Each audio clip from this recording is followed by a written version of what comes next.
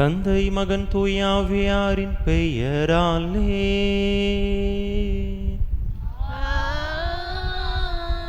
நம் ஆண்டவராகிய இயேசு கிறிஸ்துவின் அருளும் கடவுளின் அன்பும் தூயாவியாரின் நட்புறவும் உங்கள் அனைவரோடும் இருப்பதாக.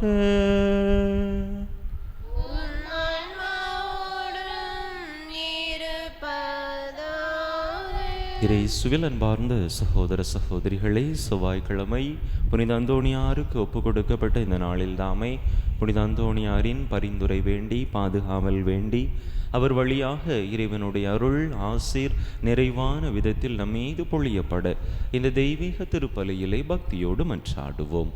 தகுதியான விதத்தில் இந்த உயிருள்ள பலியை ஒப்பு கொடுக்க தடையாக இருக்கக்கூடிய நம்முடைய பாவங்கள், குற்றங்கள், குறைகள், பலவீனங்கள் அனைத்தையும் நினைத்து பார்த்து இறைவனிடத்திலே மன்னிப்பு வேண்டுவோம்.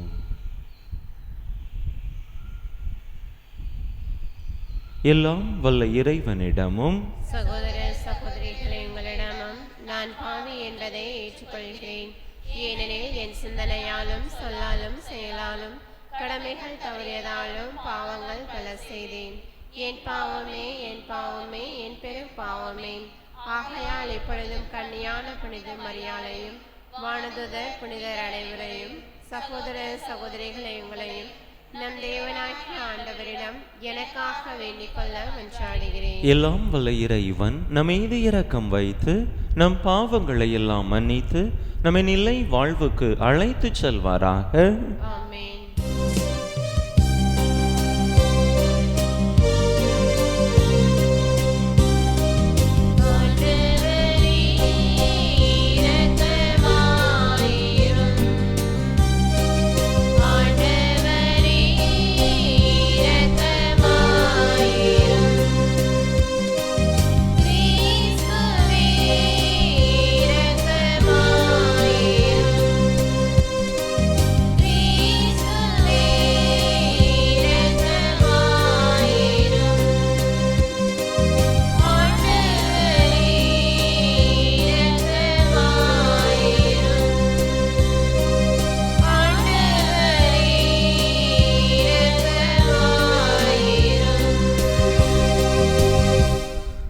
மன்றாடுவோமாக.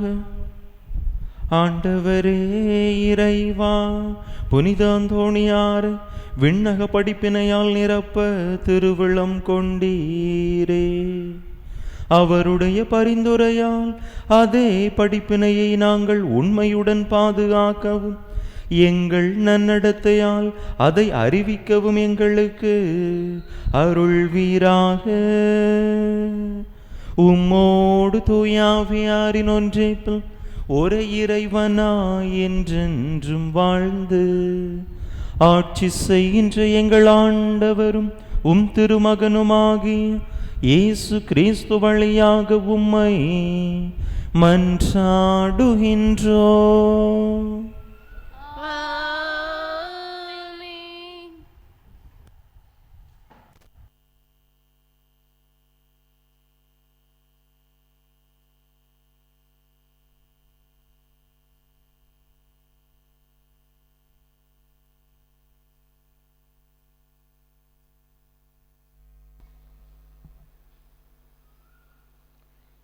இஸ்ரேலே, நீ விடுவிப்பாய், உன்னை அனுப்புவதே நான் அல்லவா.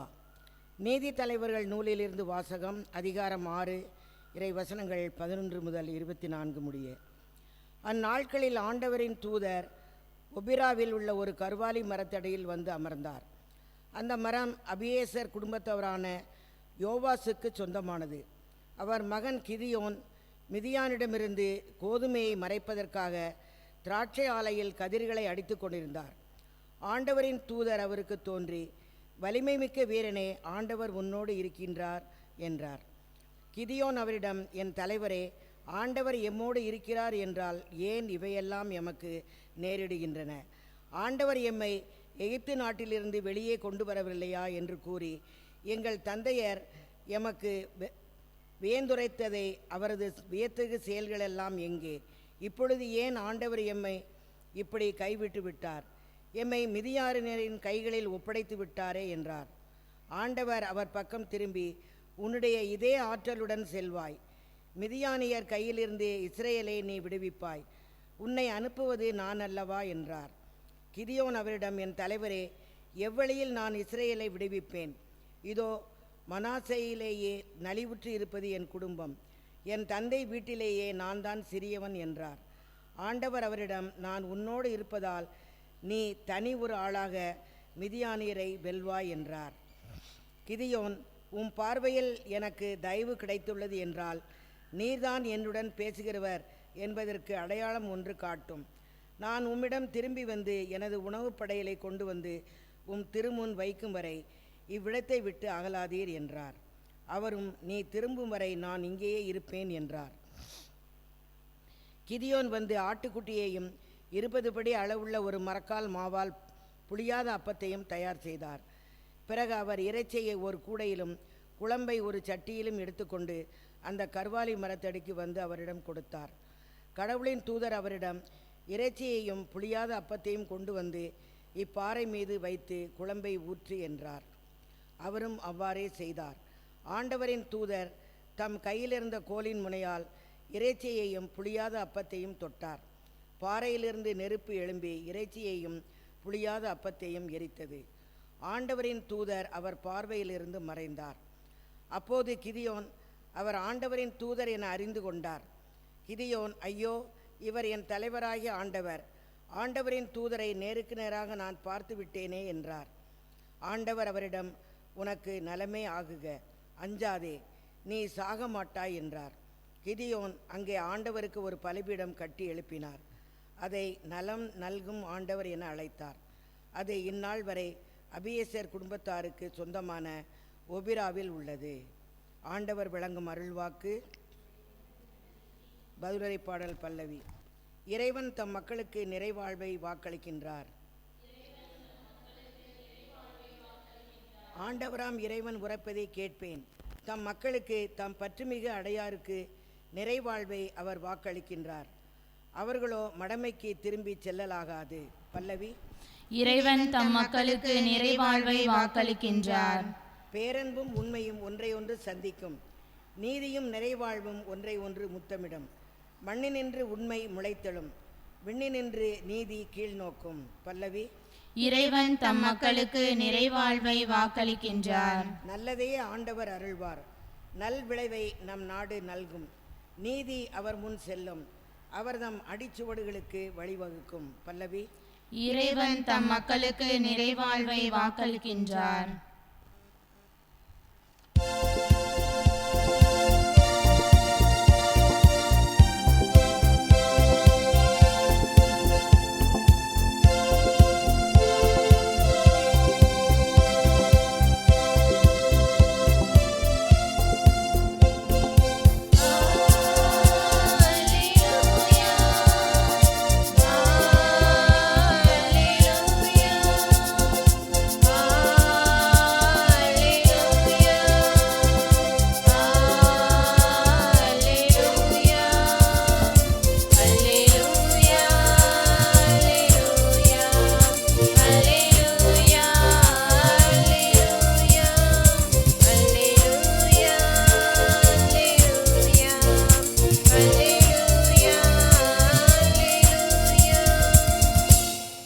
நம் ஆண்டவர் இயேசு கிறிஸ்து செல்வராயிருந்தும் அவருடைய ஏழ்மையினார் நீங்கள் செல்வராகுமாறு உங்களுக்காக ஏழையானார்.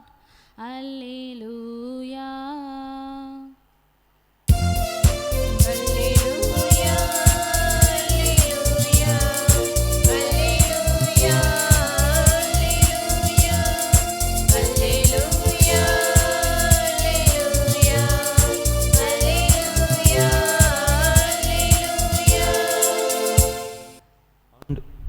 ஆண்டவர் உங்களோடு இருப்பாராக. மத்தேயு எழுதிய தூய நற்செய்தியிலிருந்து வாசகம். அதிகாரம் 19, இறை வசனங்கள் 23 முதல் 30 முடிய. அக்காலத்தில் இயேசு தம் சீடரிடம், செல்வர் விண்ணரசில் புகுவது கடினம் என நான் உங்களுக்கு உறுதியாகச் சொல்கிறேன். மீண்டும் உங்களுக்கு கூறுகிறேன், செல்வர் இறையாட்சிக்கு உட்படுவதை விட ஊசியின் காதில் ஒட்டகம் நுழைவது எளிது என்றார். சீடர்கள் இதை கேட்டு, அப்படியானால் யார்தாம் மீட்பு பெற முடியும் என்று கூறி மிகவும் வியப்படைந்தார்கள். இயேசு அவர்களை கூர்ந்து நோக்கி, மனிதரால் இது இயலாது, ஆனால் கடவுளால் எல்லாம் இயலும் என்றார். அதன் பிறகு பேதுரு இயேசுவை பார்த்து, நாங்கள் எல்லாவற்றையும் விட்டுவிட்டு உம்மை பின்பற்றியவர்களாயிற்றே, எங்களுக்கு என்ன கிடைக்கும் என்று கேட்டார். அதற்கு இயேசு, புது படைப்பின் நாளில் மானிட மகன் தமது மாட்சிமிகு அரியணையில் வீற்றிருப்பார். அப்போது என்னை பின்பற்றிய நீங்களும் இஸ்ரேல் மக்களின் 12 குலத்தவருக்கும் நடுவர்களாய் 12 அரியணைகளில் வீற்றிருப்பீர்கள் என உறுதியாக உங்களுக்கு சொல்கிறேன். மேலும் என் பெயரின் பொருட்டு வீடுகளையோ சகோதரர்களையோ சகோதரிகளையோ தந்தையையோ தாயையோ பிள்ளைகளையோ நிலபுலங்களையோ விட்டுவிட்ட எவரும் 100 மடங்காக பெறுவர், நிலை வாழ்வையும் உரிமை பேராக அடைவர். ஆனால் முதன்மையானோர் பலர் கடைசியாவர், கடைசியானோர் பலர் முதன்மையாவர் என்று அவர்களிடம் கூறினார். ஆண்டவரின் அருள் வாக்கு. கிறிஸ்துவே உமக்கு புகழ்.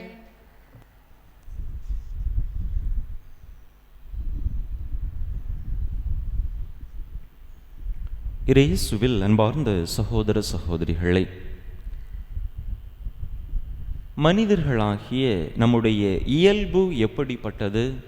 பெரும்பாலான மனிதர்களின் இயல்பு எப்படிப்பட்டது என்று சொன்னால், கையிலே கொஞ்சம் பணம் இருந்தது என்று சொன்னால், நல்ல வசதி வாய்ப்புகளோடு வாழ்க்கை நகர்ந்து கொண்டிருக்கிறது என்று சொன்னால், கடவுளை தேடுவது குறைந்துவிடும். என்னிடத்திலே பணம் இருக்கிறது, காசு இருக்கிறது, எனக்கு தேவையானவற்றை எல்லாம் என்னால் பார்த்து கொள்ள முடியும் என்கின்ற அந்த ஒரு மிதப்பு மனிதர்களிடத்திலே வந்துவிடும்.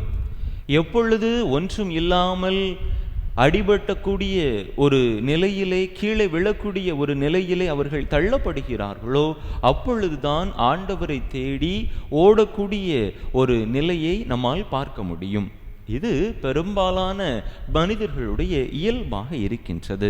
அன்பு மக்களே, இப்படிப்பட்ட இந்த சூழ்நிலையில் செல்வத்தை வைத்து கொண்டு, பணத்தை வைத்து கொண்டு நாம் விண்ணரசை, இறைவனுடைய அரசை நம்முடையதாக்கிக் கொள்ள முடியாது என்கின்ற அந்த ஒரு செய்தியை நம் ஆண்டவர் நமக்கு கொடுக்கின்றார். எனவே செல்வங்கள் இருந்தாலும், வசதி வாய்ப்புகள் இருந்தாலும், அதனை நம்முடைய வாழ்வின் முதன்மைகளாக கொள்ளாமல் இறைவனை, இறைவனுடைய அரசை நம்முடைய முதன்மைகளாக கொள்ள அழைக்கப்படுகின்றோம். நாம் சற்று யோசித்து பார்த்தோம் என்று சொன்னால், பணத்தை வைத்து கொண்டு ஓரளவுக்குத்தான் நம்மால் பொருட்களையோ அல்லது மற்றவற்றையோ வாங்க முடியும். அனைத்தையும் பணத்தை வைத்து கொண்டு சாதித்து விடலாமா என்று நாம் நினைக்கிற பொழுது, சிந்தித்து பார்க்கிற பொழுது, நிச்சயமாக இல்லை என்கின்ற பதில்தான் வருகின்றது. ஆனால் யாரை வைத்துக்கொண்டு, எதை வைத்துக்கொண்டு நம்மால் அனைத்தையும் சாதிக்க முடியும்? கடவுளை வைத்துக்கொண்டு அனைத்தையும் சாதிக்க முடியும். நற்செய்தியிலே அந்த வார்த்தையை அருமையாக ஆண்டவர் கூறுகின்றார். மனிதரால் இது இயலாது, ஆனால் கடவுளால் எல்லாம் இயலும் என்று சொல்லுகின்றார். கடவுள் நம்முடைய சார்பில் இருக்கின்ற பொழுது, கடவுளை நாம் நம்முடைய துணையாக கொண்டு வாழுகின்ற பொழுது நம்மால் அனைத்தையும் சாதிக்க முடியும். பணம் நம்முடைய சார்பாக இருந்தாலும் கூட நம்மால் அனைத்தையும் சாதித்து விட முடியாது. இதே ஒரு இறை வார்த்தையை லூக்கா நற்செய்தி 1வது அதிகாரம் 37வது இறை வசனத்திலே நாம் வாசிக்கின்றோம். கடவுளால் எல்லாம் இயலும், கடவுளால் இயலாதது ஒன்றுமில்லை என்று அங்கு அருமையாக சொல்லப்பட்டிருக்கிறது. அன்னை மரியாவுக்கு மங்கள வார்த்தை சொல்லப்பட்ட நிகழ்விலே கபிரியேல் தூதர் அன்னை மரியாவுக்கு சொன்ன அந்த வாக்கு, அன்னை மரியாள் ஒருவித கலக்கத்தில் இருந்த பொழுது கடவுளால் எல்லாம் இயலும் என்று சொல்லி, முதிர்ந்த வயதிலே எலிசபெத்து கூட ஒரு மகனுக்கு தாயாக கூடிய அந்த பேற்றை பெற்றிருக்கிறார் என்கின்ற அந்த ஒரு செய்தியை தெரிவித்து கபிரியேல் வானதூதர் இந்த இறை வார்த்தையை அன்னை மரியாளிடத்தில் எடுத்துரைப்பார். அன்பு மக்களே, நாமும் கூட நம்மிடத்திலே இந்த ஒரு நம்பிக்கையை கொண்டிருந்தோம் என்று சொன்னால் நிச்சயமாக நம்மாலும் எதையும் சாதிக்க முடியும். கடவுள் மட்டும் நம்முடைய சார்பில் இருந்தால் போதும்.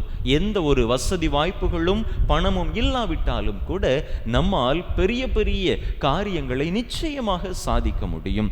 இன்றைய முதல் வாசகத்தில் நாம் பார்க்கிற பொழுது அங்கே கிதியோன் இஸ்ரேல் மக்களை தனி ஆளாக மீட்டெடுக்கக்கூடிய ஒரு நிலைக்கு உயர்த்தப்படுகிறார். இஸ்ரேல் மக்கள் ஆண்டவருக்கு எதிராக செய்த பாவங்களினால் மிதியானியர்களிடம் அடிமைகளாக இருக்கின்றார்கள். மிதியானியர்கள் இஸ்ரேல் மக்களை கொடுமைப்படுத்துகிறார்கள். இப்படி அவர்களுடைய வாழ்க்கை ஒரு அடிமைத்தனத்திற்கு உள்ளாக இருந்த பொழுது அங்கே ஆண்டவருடைய தூதர், ஆண்டவருடைய செய்தி ஆண்டவரின் தூதர் வழியாக கிதியோனுக்கு அறிவிக்கப்படுகின்றது. நீ தனி ஆளாக இஸ்ராயேல் மக்களை மிதியானியரிடமிருந்து விடுவிப்பாய் என்று சொல்லுகின்றார். கிதியோனுக்கு சந்தேகம், என்னால் எப்படி முடியும்? நானோ சிறியவன், என்னுடைய தந்தையினுடைய குடும்பத்திலேயே நான் தான் சிறியவன், எங்களுடைய இனத்திலேயே என்னுடைய தந்தையினுடைய குடும்பம் தான் சிறியது, என்னால் எப்படி இப்படிப்பட்ட பெரிய இஸ்ரேல் இனத்தை அந்த பெரிய மிதியானியர்களிடமிருந்து காப்பாற்ற முடியும் என்று சொன்ன பொழுது அங்கே நீ தனி ஆளாக விடுவிப்பா என்று அங்கே கடவுளுடைய ஆற்றலை அங்கே கிதியோனுக்கு ஆண்டவர் கொடுப்பதாக நாம் பார்க்கிறோம். அன்பு மக்களே, அதுதான் கடவுள் நமக்கு தரக்கூடிய வல்லமை.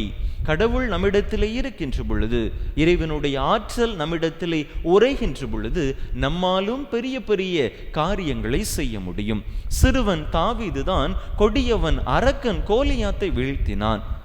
மற்ற படைவீரர்கள் ஒதுங்கி நின்ற பொழுது அங்கே சிறுவன் தாவீதால் அதை செய்ய முடிந்தது என்று சொன்னால் அவனிடத்திலே உறைந்திருந்த கடவுளின் ஆற்றல். நான் என்னுடைய வலிமையினால் என்னுடைய ஆற்றலினால் வரவில்லை, படைகளின் ஆண்டவர்தம் பெயரால் வருகிறேன் என்று சொல்லி ஆண்டவருடைய பெயரால் அங்கே அவர் கோலியாத்தை வீழ்த்துவதை நாம் பார்க்கின்றோம். அன்பு மக்களே, கடவுள் பெரிய பெரிய வல்ல செயல்களை நம்முடைய வாழ்க்கையிலும் ஆற்றுவதற்கு வல்லவராக இருக்கின்றார். அதற்கு நாம் நம்முடைய கண்களை அவரிடத்திலே பதிய வைத்து நம்முடைய உண்மையான செல்வம் ஆண்டவர்தான் என்கின்ற மனநிலையிலே நம்முடைய வாழ்க்கையை வாழ வேண்டும். இல்லை, என்னிடத்திலே காசு பணம் இருக்கிறது, இதை வைத்துக்கொண்டு என்னால் மகிழ்ச்சியாக நாம் வாழ முடியும் என்று நாம் நம்மிடத்திலே சொல்லிக் கொண்டோம் என்று சொன்னால் நம்மை நாமே ஏமாற்றிக் கொள்ளுகிறோம் என்று அர்த்தம். அறிவற்ற செல்வந்தனுக்கு ஆண்டவர் சொன்ன அந்த வார்த்தை தான், முட்டாளே இன்றிரவே நீ இறப்பாய். மிகுதியான செல்வத்தை வைத்து கொண்டிருப்பதனால் ஒருவருக்கு வாழ்வு வந்து விடாது என்று ஆண்டவர் அந்த ஊமையில் அருமையாக சொல்லுவார்.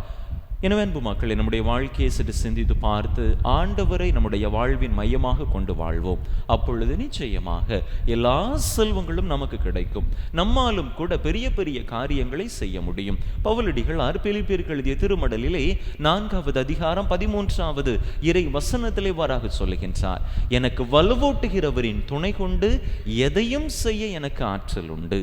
எனக்கு காசு பணம் வேண்டாம், ஆனால் ஆண்டவர் இருக்கிறார், எனக்கு தேவையான வலுவை ஆற்றலை அவர் எனக்கு தருவார். அதை வைத்து கொண்டு ஆண்டவருடைய வல்லமையை வைத்து கொண்டு என்னாலும் பெரிய பெரிய காரியங்களை செய்ய முடியும் என்று பவுலடிகளார் சொல்லுகின்றார். அன்பு மக்களை, நாமும் கூட அப்படிப்பட்ட நம்பிக்கையை நமதாக்குவோம். ஆண்டவரின் வல்லமை, ஆண்டவரின் ஆற்றல், ஆண்டவரின் பிரசன்னம் நம்மிடத்தில் இருக்கின்ற பொழுது நம்மாலும் அதை வைத்து பெரிய பெரிய செயல்களை ஆற்ற முடியும். அந்த வல்லமையை, ஆண்டவருடைய பிரசன்னத்தை, ஆண்டவர் மீதான அந்த நம்பிக்கையை வைத்து கொண்டு நம்மாலும் விண்ணரசை உரிமையாக்கி கொள்ள முடியும். எனவே அப்படிப்பட்ட ஆண்டவர் மீதான நம்பிக்கையை கொண்டு அப்படிப்பட்ட இறை வல்லமையை நம்முடைய வாழ்வாக, நம்முடைய வாழ்விலே அதனை மையமாக கொண்டு வாழக்கூடிய அந்த வரத்தை கேட்டு தொடர்ந்து இந்த திருப்பலியிலே இணைந்து மன்றாடுவோம். ஆமென்.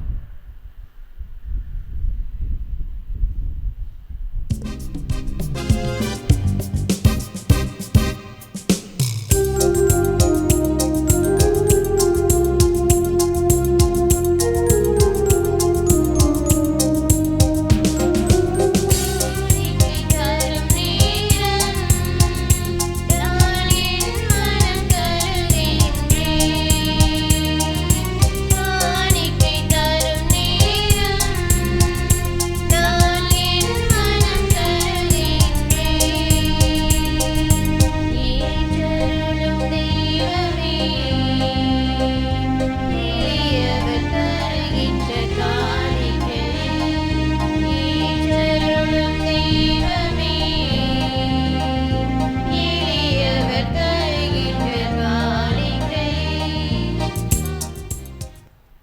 சகோதர சகோதரிகளே, என்னுடையதும் உங்களுடையதுமான இப்பலி எல்லாம் வல்ல தந்தையாகிய இறைவனுக்கு ஏற்றதாகும்படி மன்றாடுங்கள்.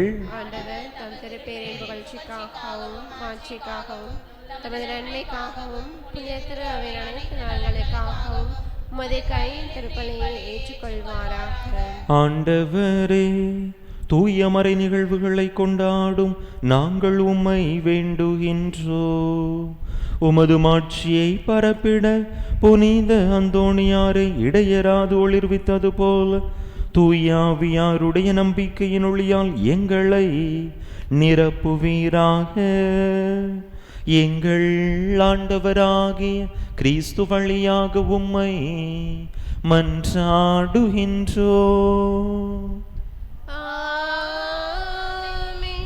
ஆண்டவர் உங்களோடு இருப்பாராக. இதயங்களை மேலே எழுப்புங்கள். நம் இறைவனாகிய ஆண்டவருக்கு நன்றி கூறுவோம். ஆண்டவரே, தூயவரான தந்தையே, என்றும் உள்ள எல்லாம் வல்ல இறைவா, எங்கள் ஆண்டவராகிய கிறிஸ்து வழியாக எந்நாளும் எவ்விடத்திலும் நாங்கள் உமக்கு நன்றி செலுத்துவது மெய்யாகவே தகுதியும் நீதியுமாகும், எங்கள் கடமையும் மீட்புக்குரிய செயலுமாகும்.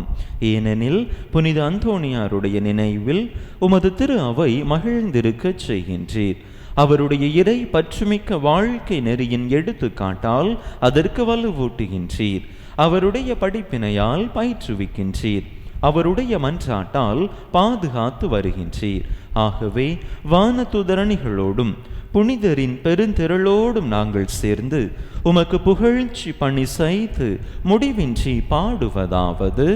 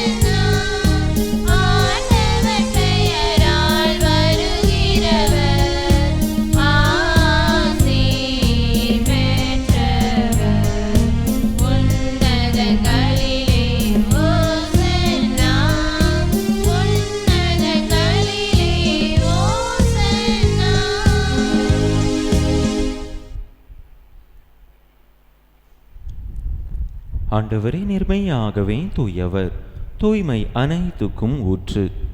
ஆகவே உம்முடைய ஆவியை பொழிந்து இக்காணிக்கைகளை தூய்மைப்படுத்த உம்மை வேண்டுகின்றோம்.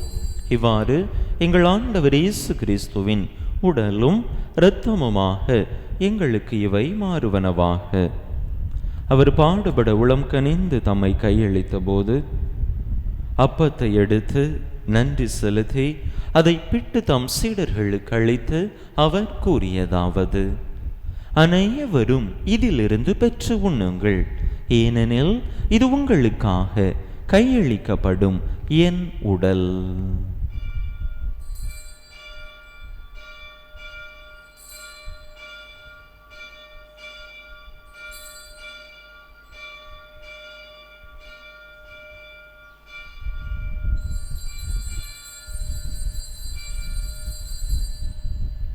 அவ்வண்ணமே இரவு விருந்தை அருந்தியபின் கிண்ணத்தையும் எடுத்து மீண்டும் உமக்கு நன்றி கூறி தம் சீடர்களுக்கு அளித்து அவர் கூறியதாவது: அனைவரும் இதிலிருந்து பெற்று பருகுங்கள், ஏனெனில் இது புதிய நிலையான உடன்படிக்கைக்குரிய என் இரத்தத்தின் கிண்ணம்.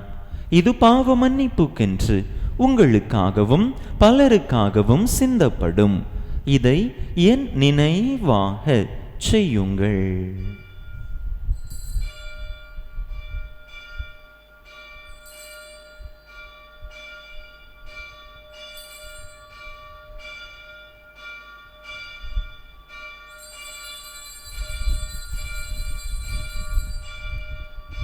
நம்பிக்கையின் மறைபொருள்.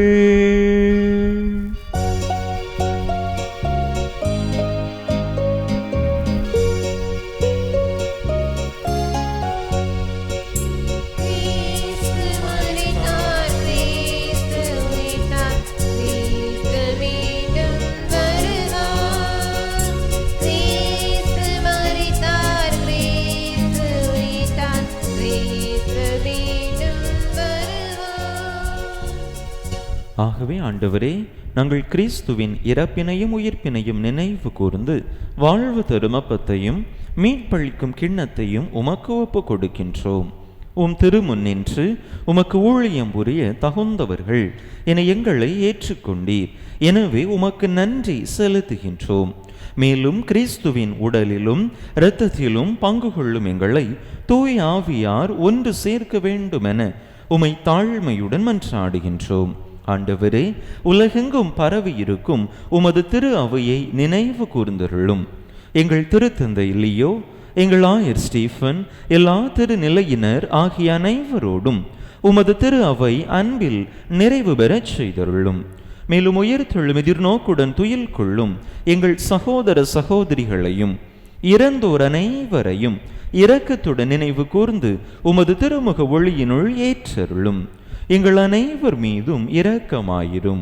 கடவுளின் கன்னித்தாயும் எங்கள் பாதுகாவலியுமான புனித ஜெபமாலை அன்னை, அவருடைய கணவரான புனித யோசேப்பு, புனித திருத்தூதர்கள், நாங்கள் இன்று நினைவு கூறுகின்ற புனித அந்தோணியார், புனித ஜான் யூட்ஸ், இவ்வுலகில் உமக்குகந்தவராயிருந்தோர் ஆகிய புனிதர் அனைவருடனும் நாங்கள் நிலை வாழ்வில் பங்கு கொள்ளும் தகுதி பெற்று உம் திருமகன் இயேசு கிறிஸ்து வழியாக உமை புகழ்ந்தே தும்பரமருள உமை மன்றாடுகின்றோம்.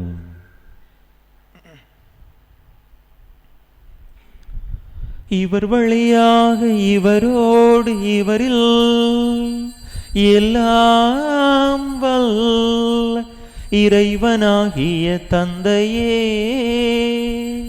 தூய ஆவியாரின் ஒன்றிப்பில் எல்லா புகழும் மாட்சியும் என்றென்றும் உமக்கு உரியதே.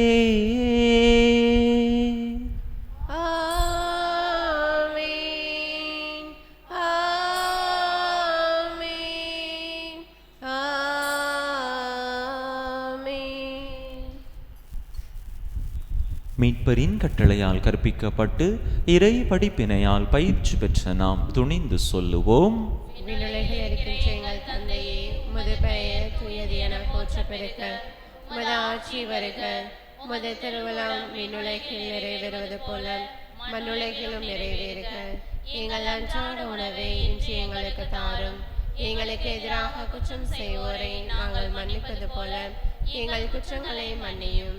எங்களை சோதனைக்கு உட்படுத்தாதையும் தீமையிலிருந்து எங்களை விடுவித்தருளும். ஆண்டவரே, தீமை அனைத்திலிருந்தும் எங்களை விடுவித்து எங்கள் வாழ்நாளில் அமைதியை கனிவுடன் அருள உமை மன்றாடுகின்றோம்.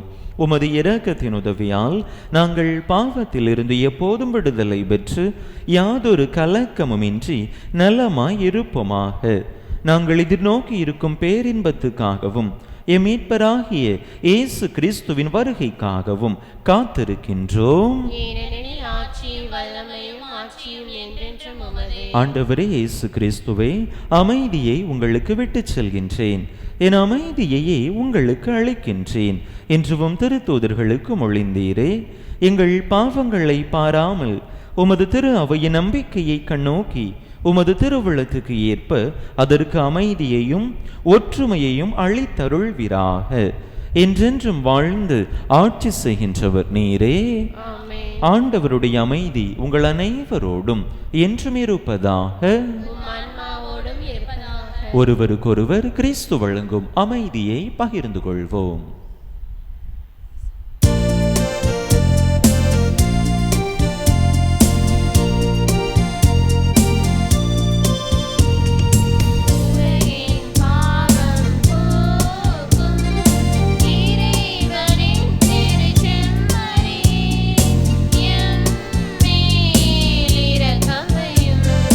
உலகின் பாவம்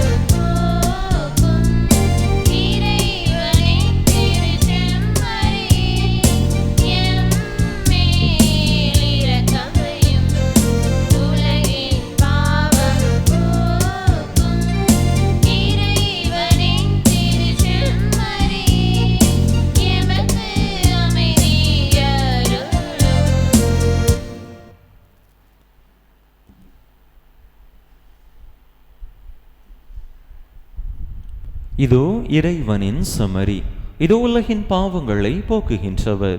இந்த செம்மறியின் திருவிருந்துக்கு அழைக்க பெற்றுள்ள நாம் பேறு பெற்றோ.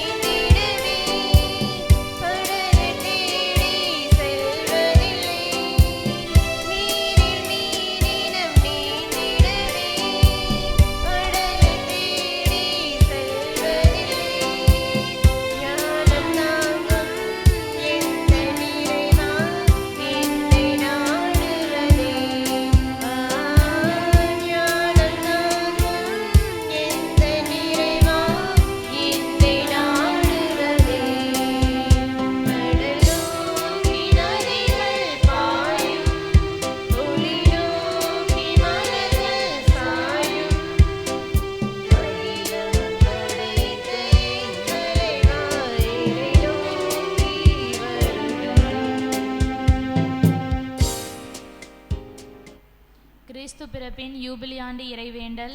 விண்ணக தந்தையே, உம் திருமகன் இயேசு கிறிஸ்துவில் நீர் எங்களுக்கு வழங்கிய நம்பிக்கைக்காக உமக்கு நன்றி. தூய ஆவியார் வழியாக தந்த பிறரன்பு என்னும் கொடைக்காக நன்றி. இந்த நம்பிக்கையாலும் அன்பாலும் உமது அரசின் வருகையை எதிர்நோக்கும் அருளை எங்களுக்கு தாரும். உமது நற்செய்தியின் சான்றுகளாக எங்களை மாற்றும். தீமையின் ஆற்றல்களை எங்களிடமிருந்து அகற்றும்.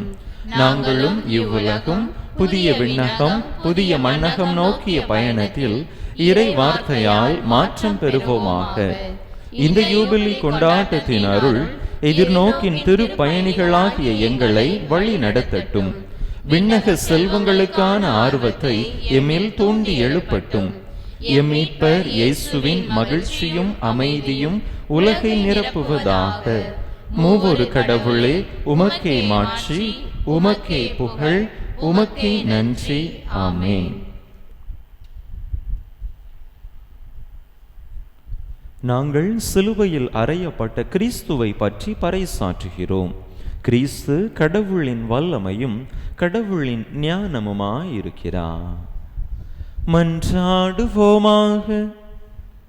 ஆண்டவரே, விண்ணக உணவால் ஊட்டம் பெற்ற நாங்கள் உம்மை பணிந்து வேண்டுகின்றோ.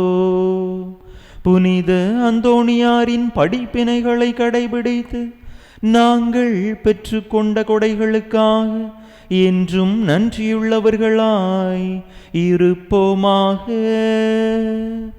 எங்கள் ஆண்டவராகிய கிறிஸ்து வழியாக உம்மை மன்றாடுகின்றோ.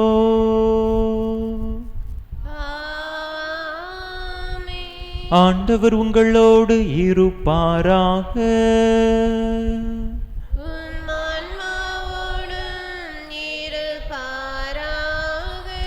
எல்லாம் வல்ல இறைவன் தந்தை மகன் தூயாவியார் உங்களுக்கு ஆசை வழங்குவாராக.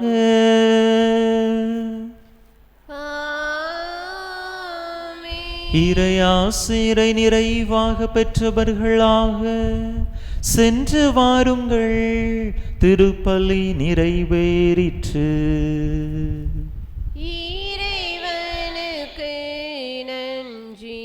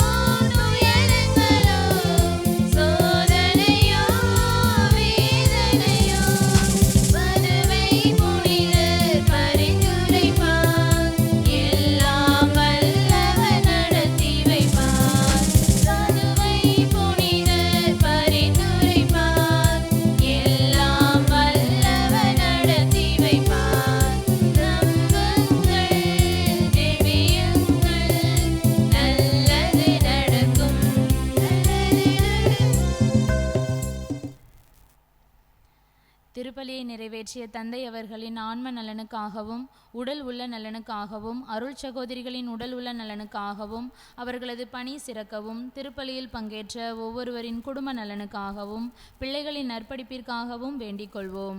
விண்ணுலகில் இருக்கிற எங்கள் தந்தையே, உமது பெயர் தூயது என போற்ற பெறுக. உமது ஆட்சி வருக. உமது திருவுளம் விண்ணுலகில் நிறைவேறுவது போல மண்ணுலகிலும் நிறைவேறுக. எங்கள் அன்றாட உணவை இன்று எங்களுக்கு தாரும். எங்களுக்கு எதிராக குற்றம் செய்வோரை நாங்கள் மன்னிப்பது போல எங்கள் குற்றங்களை மன்னியும். எங்களை சோதனைக்குட்படுத்தாதையும் தீமையிலிருந்து எங்களை விடுவித்தருளும். அருள் நிறைந்த மரியே வாழ்க. ஆண்டவர் உம்முடனே, பெண்களுக்குள் ஆசீர் பெற்றவர் நீரே. உம்முடைய திருவயிற்றின் கனியாகிய இயேசுவும் ஆசி பெற்றவரே. புனித மரியே, இறைவனின் தாயே, பாவிகளாயிருக்கின்ற எங்களுக்காக இப்பொழுதும் எங்கள் இறப்பின் வேளையிலும் வேண்டிக் கொள்ளும். ஆமேன். தந்தைக்கும் மகனுக்கும் தூய ஆவிக்கும் ஆட்சிமை உண்டாவதாக. தொடக்கத்தில் இருந்தது போல இப்பொழுதும் எப்பொழுதும் என்றென்றும் இருப்பதாக. ஆமேன். புனித ஜெபமாலை அன்னையே, எங்களுக்காக வேண்டிக் கொள்ளும். புனித ஜெபமாலை அன்னையே, எங்களுக்காக வேண்டிக் கொள்ளும். புனித ஜெபமாலை அன்னையே, எங்களுக்காக வேண்டிக் கொள்ளும். புனித அந்தோணியாரே, எங்களுக்காக வேண்டிக் கொள்ளும். நிலையான புகழுக்குரிய தூய்மை நீரை நற்கருணைக்கு எல்லா காலமும் ஆராதனையும் புகழும் போற்றியும் மாட்சிமையும் உண்டாக கடவது. தந்தை மகன் தூய ஆவியின் பெயராலே ஆமென்.